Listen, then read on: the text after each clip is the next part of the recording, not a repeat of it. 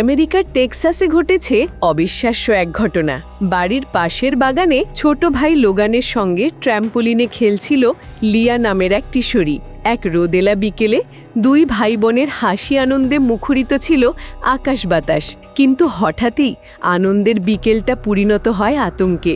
খেলার মাঝেই লোগানের গলায় ক্যান্ডি আটকে যায়। শ্বাস নিতে না পেরে মুখ লাল হয়ে আসে তার। আশপাশে তখন কেউ নেই, শুধু বড় বোন লিয়া।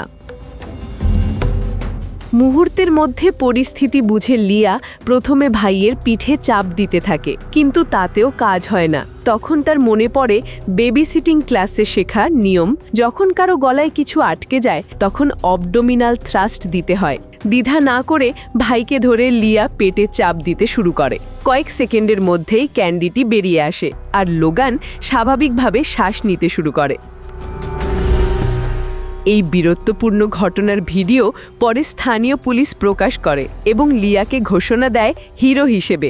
একটা কিশোরী মেয়ের সাহস, সচেতনতা ও দ্রুত সিদ্ধান্ত একটা জীবন বাঁচিয়েছে।